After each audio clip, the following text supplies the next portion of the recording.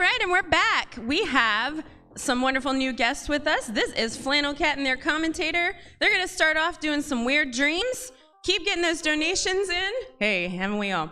And let us head off to the fun. Don't forget, there are actually 2 active incentives right now for the games that FlannelKat is joining us for. So go ahead. Sorry. I'm still waking up. So head over and get in your donations to influence how they are going to play today. Take it away, FlannelKat. So I guess the first thing I need to do is change my name to FlannelKat, because that's pretty great. That sounds super good. But hi, hello MAGFest, how are we all doing? Hi everybody! I am the one and only, I hope only, there might be more, well there are definitely more people with this name, but I'm FlannelKat. I play video games. All of them are not good. So let's all get ready for this. This is Weird Dreams, possibly the game I might be known the most for. This is my lovely wife Arborelia, who I almost didn't announce. But if y'all are there with time, and I know you will, because you're all professionals, we're going to go with time on a 3, 2, 1, go, hopefully? Hey, it worked. Right, let's go. Okay, so this is not a very good game, as you'll see in just a moment. It is a DOS game that has like a novel of backstory that we will not be going over. Mostly, this guy wakes up and there might be a demon in his dream? Question mark? So now we're in this. I hope you enjoy this noise. I can make it stop, but I won't. Yeah, we're just starting out in the bottom of a giant cotton candy machine, a perfectly normal place to start a video game. Yeah, so we're gonna skip this first content here and just not do it, even though, like, if this was a real, like, unsafe speedrun and not marathon safe strats, we'd have to handle this wasp that you don't see right now. But we're gonna handle that later. It's a slightly different route than trying to go for world record stuff, but we would like the route to the run to finish.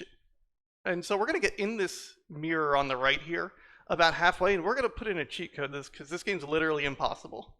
So we're going to get about halfway in the mirror and tap out SOS on the numpad or the plus key. And now we've got unlimited lives because we wouldn't be able to beat this game otherwise. I don't know what anyone was thinking, but...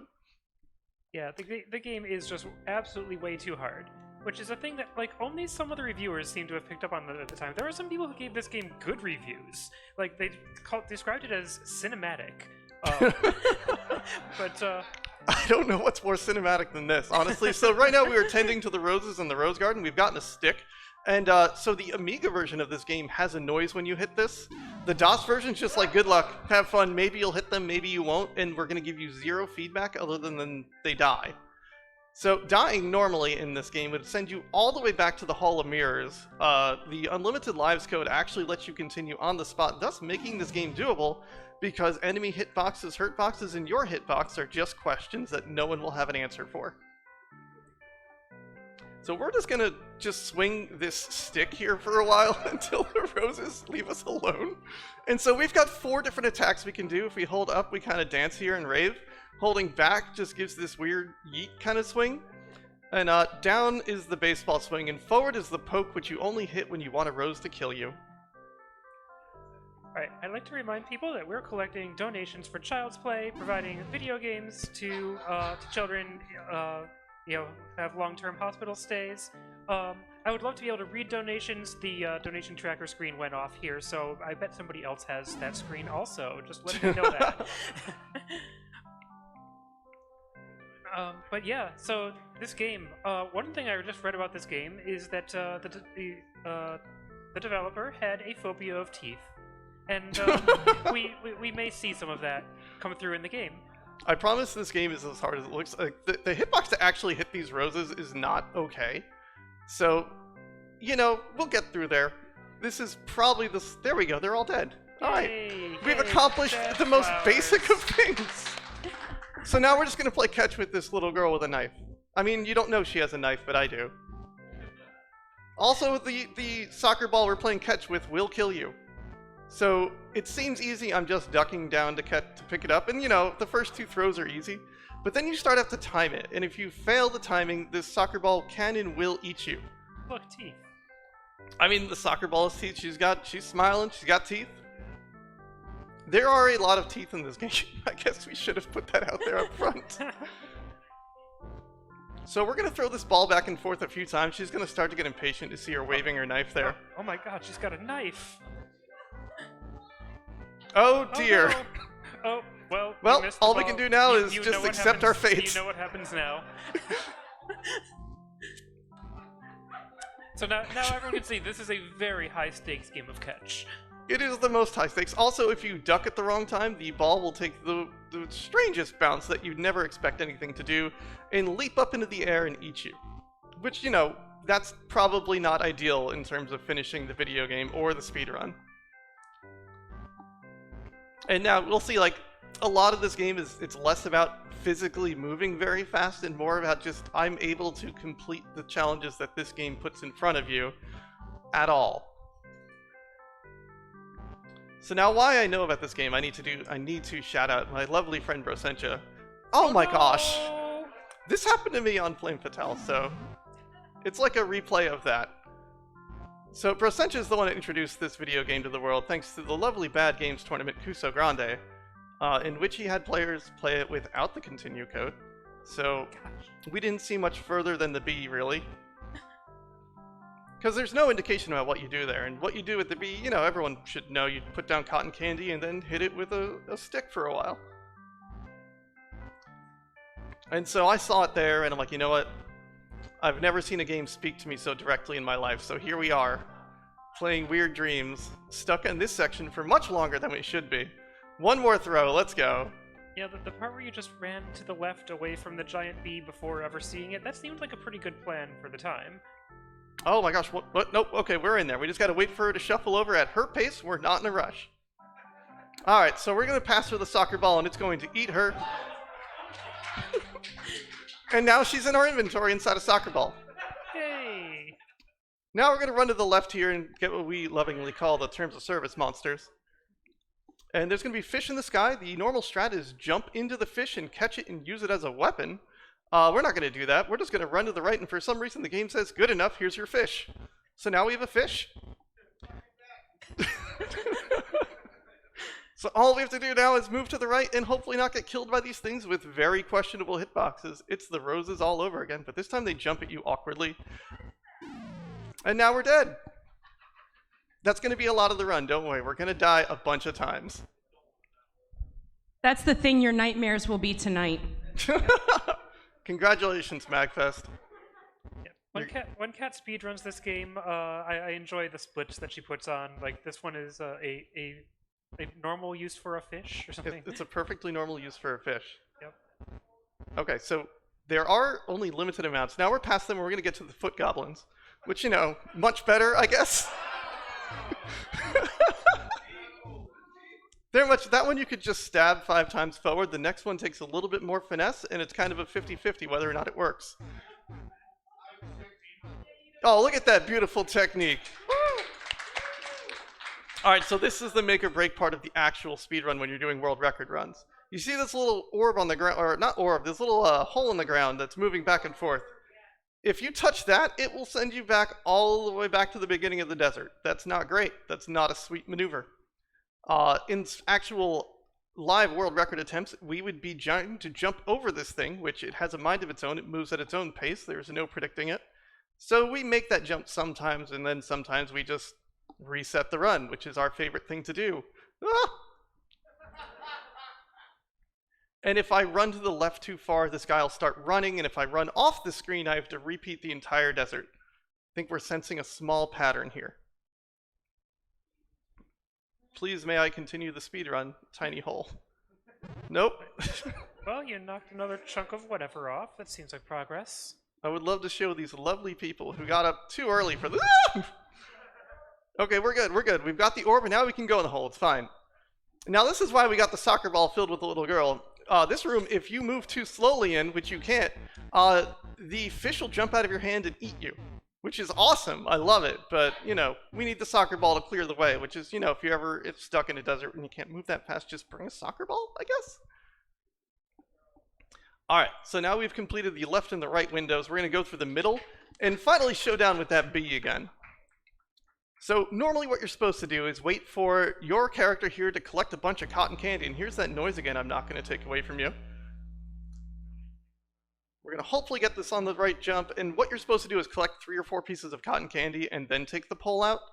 But since we've got the unlimited lives code in, we can just wait right here and give this bee a hug. And I know it's a wasp, but I will not be debating whether or not it's a bee or a wasp. It is definitely a bee. So we're just going to keep going. We're going to let that guy eat some cotton candy. He loves it. Shout out to cotton candy. And we're just going to put down a little bit of cotton candy here and get this big fly swatter. Again, I have to kind of stagger my walks because if you run too far, he'll just take off running and leave the room, and we're going to have to redo everything. Now we're going to play keep away with this bee for a little bit because we don't want it to have its orb. It's our orb. This is the greatest fighting game.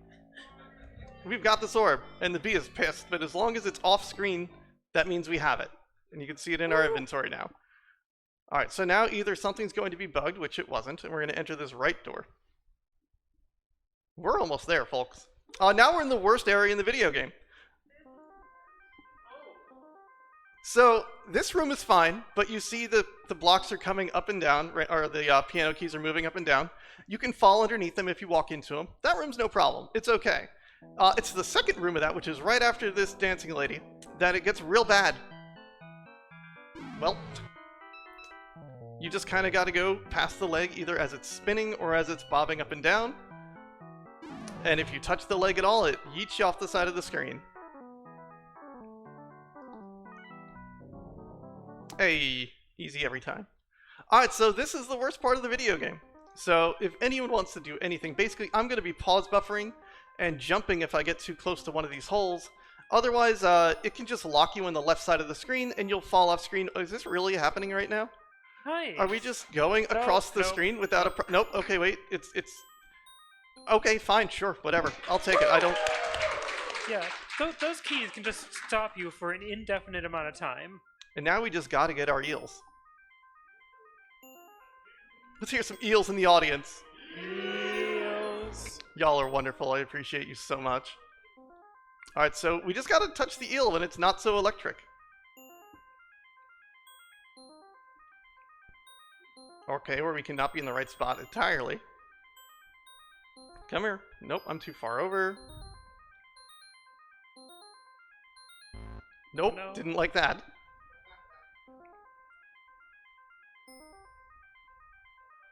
Hey, there we go. Now, eventually this will let us in. You just hold right until you go. And that's another room down.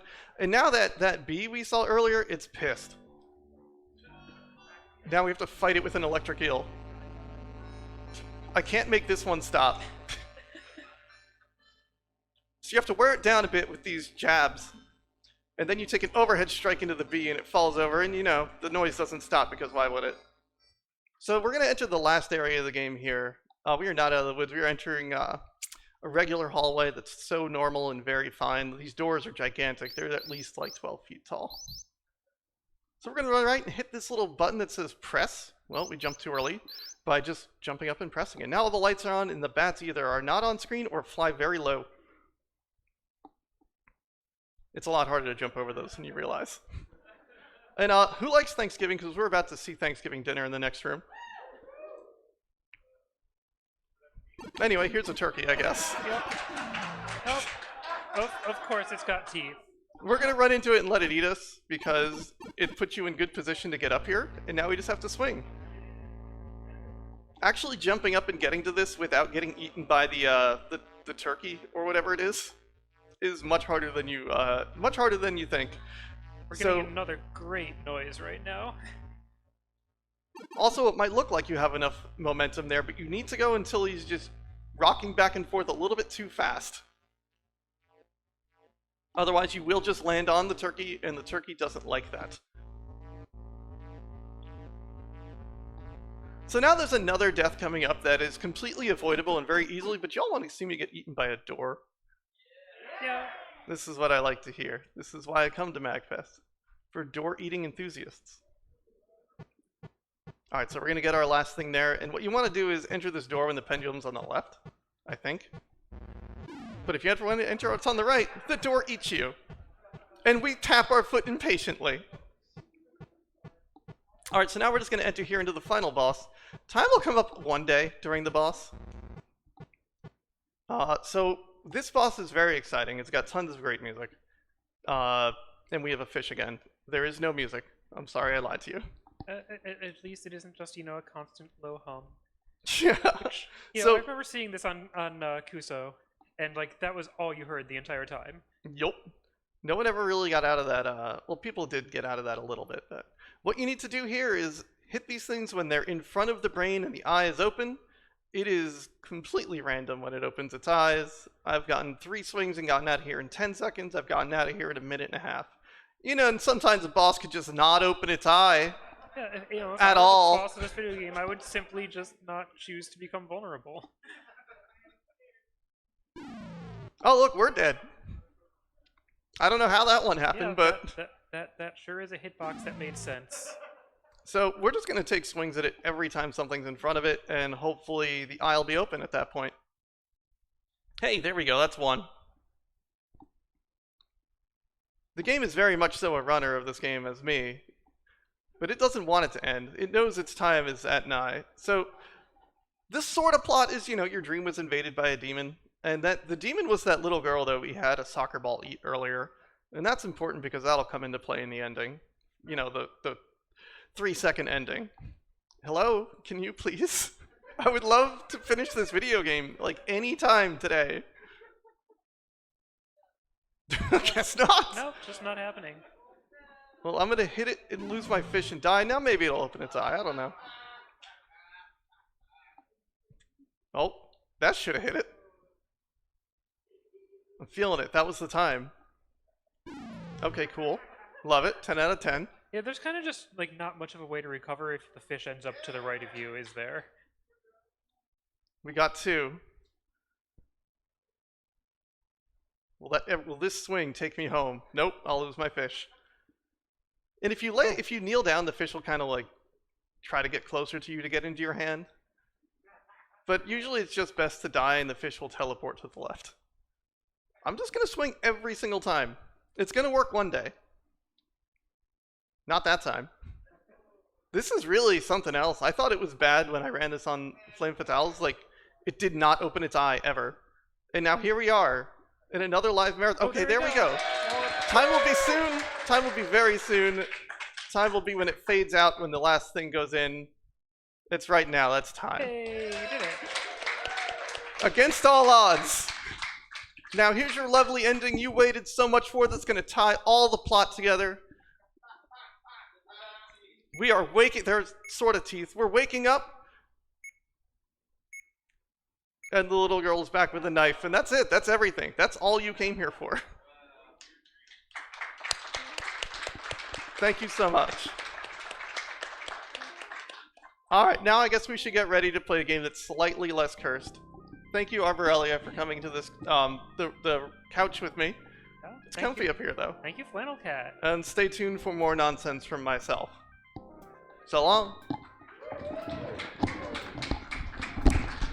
Well, thank you so much, FlannelKat. That was amazing. I want to go ahead and shout out one donation we got during that game from Tiersun, and it's for $50, saying, "Isn't the worst area of the video game the whole video game? Never stop being amazing, Kat."